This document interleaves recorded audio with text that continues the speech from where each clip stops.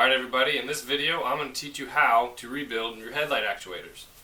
When it comes to buying headlight actuators, you have two options. Basically you can buy an entire headlight actuator for around like $75 a piece, or you can go the way I'm going to go and rebuild the ones I already have.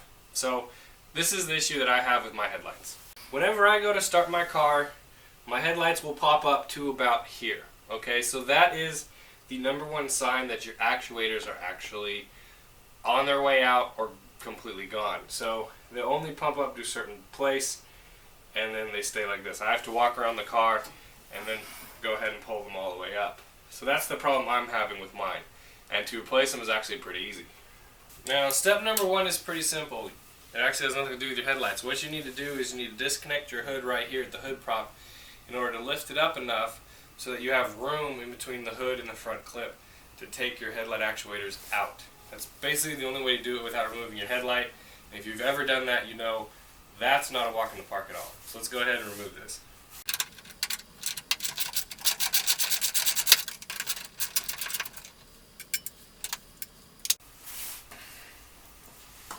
So when you're doing this, here's a tip. Now you can either have someone stand here and hold your hood up, because I mean the difference is here all the way to here, or you can do what I do, and I have an extendable painter's stick that I put in the wiper tray and then I use to extend onto the hood. So there it is for me. I've already extended it the length I need, so if you have a shorter one you can extend it to make it longer. That way you don't have to sit there and hold the hood open while you work on the headlights. Now right here you will see that there is much more room in order to get those headlight actuators out. So mine have already been painted. They're supposed to be a gold color, but it's cheaper to buy the kit and fix them than it is to actually just replace them. It's the same amount of work, really. The easiest way to remove the actuators is to lift the headlights up. Now I'm going to show you a way to do it manually so that you don't have to turn on your car in order to lift your headlights. So here's a view from underneath the car of my passenger side headlamp. So yes, I'm missing a spring and I intend to replace it, but this is the easiest way to get your headlights up. So there's this elbow right here and you just want to push up on that all the way up until your headlights up and locked in position. And from there you will see there's two things next you need to remove. The first is going to be that large pin that all the springs are connected to. Let's see if I can point to it for you. This pin, it goes from here all the way across, and what that does is that holds onto this shaft, and if you notice that shaft goes all the way up into the headlight actuator in the back of the bracket. So once you get that pin done, you have the shaft free. You have to remove this bolt, this nut, this one, and this one, and then the actuator will actually slide out toward the hood and out that way. And then last but not least, when you're done with all that, you need to go ahead and take off these vacuum lines that go to the back of each actuator so that you can remove them. There it is. Here's something that might help you out. When you're at the point where you're breaking off all the bolts that hold the actuator in, you can get actually a little bit better leverage if you go ahead and remove these front grills that are in the front of the car. It doesn't take too long to do, and you'll just be able to get your arms up in there because there's really not much room to work around.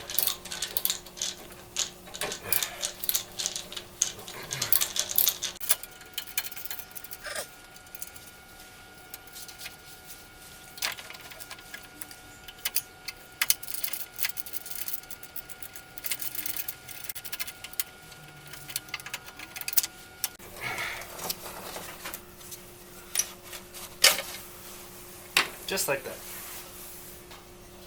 So when you remove the actuator, you want to be really careful because there's this hose outlet that can scratch your paint on your hood.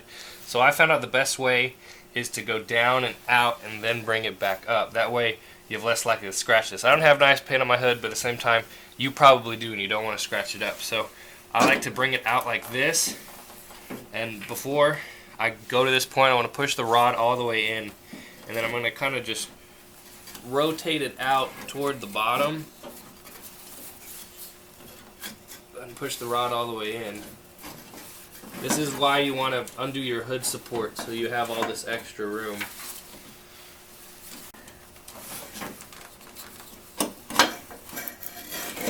So there you go, comes out like that. Didn't scratch the hood. And there it is. So this is the actuator we've been talking about the whole time. So the seal that's broken isn't this. This is actually the dust boot. It's actually inside. So I'm going to go ahead and show you guys what that actually looks like. So here's the actuator, and here's the rebuild kit that you have. So here's, you know, a dust boot for each side, but this is actually the seal that is what is the culprit, okay? And it's held in by this ring. So when you take these apart, you don't need to worry about, you know, any of the rubber on here, because clearly they're bad. I'm going to go ahead and remove this.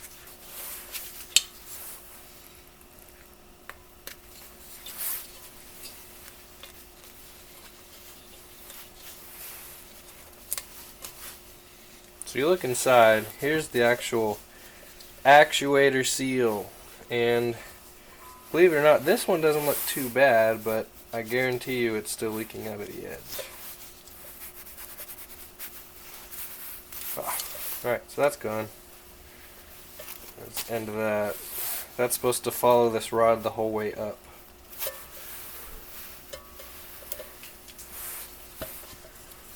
So remember how this goes together. So you have, here's this. You see how that's right there? So what we're going to do is we're just going to go ahead and pry this up. And then we replace these just like this. This little lip sticks inside the metal right there.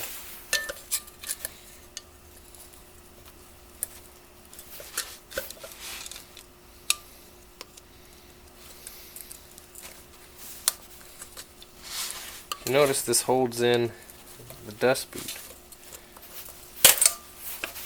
That goes out. But basically that's all that this is.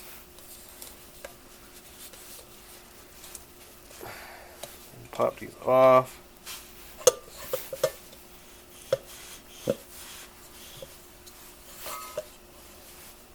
So you can test the other side of the actuator by unplugging this and trying to push this down. It's not going to go, but the second you let go of it, you can't pull it up. See how that works? So no, the one side's good. So all we got to do is replace this. Let's get a better look at this. It has numbers on it. Who knows if that means it's factory. Wouldn't doubt it, because it doesn't look like these have ever been out. Ah, there it is. There's the hole. So that is why my headlights were not going up. Let's see if you guys can see this. That rip? That's it right there. These are whole vacuum, guess light. Your headlights aren't going up. So I'm just going to go ahead and cut it since it's bad.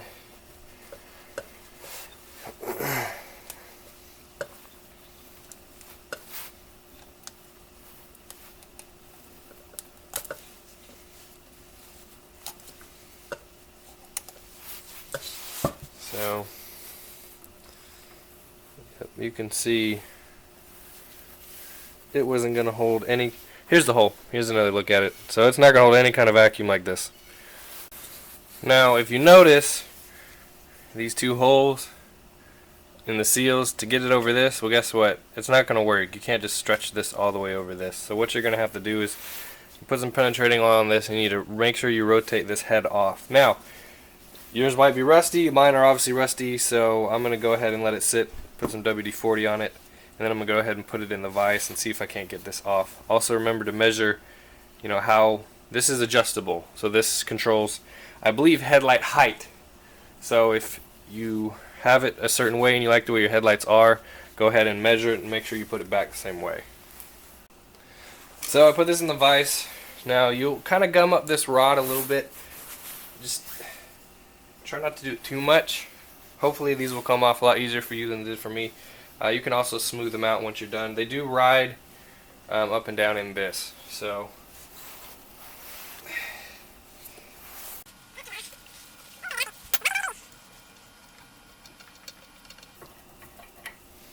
Boom. So you can see the penetrating only got to the first like 5 threads.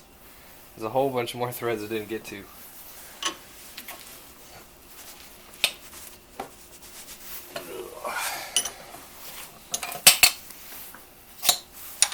So yeah, kind of marred it a little bit, but it's okay.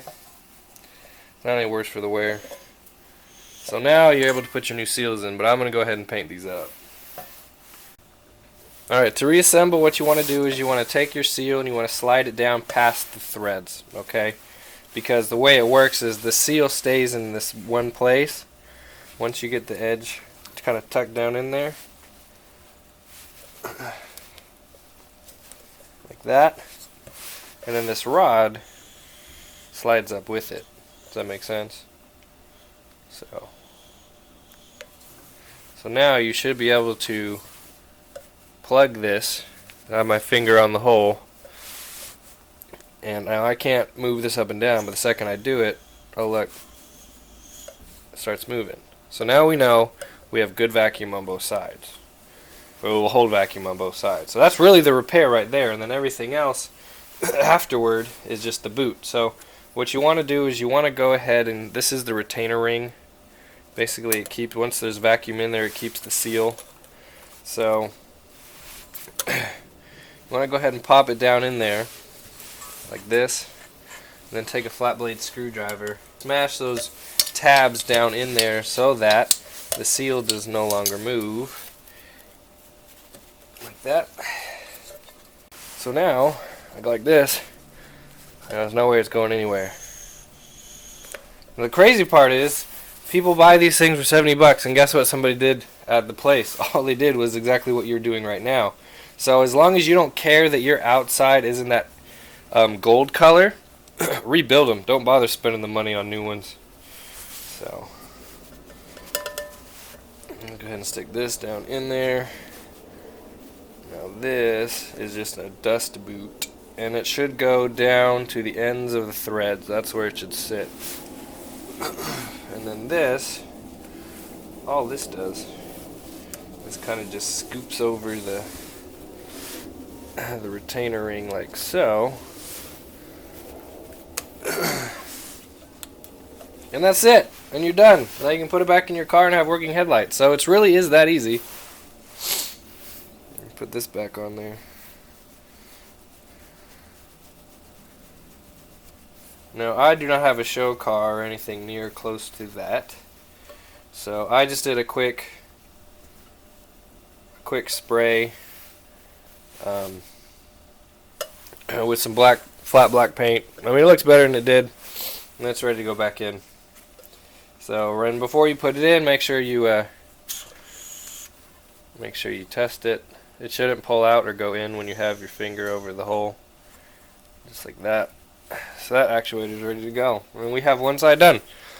So installation is the same as taking it apart, and the other side is the same as this side. So you guys should have enough information to figure this out. Now I'm eventually going to make a video on how to troubleshoot your headlight system.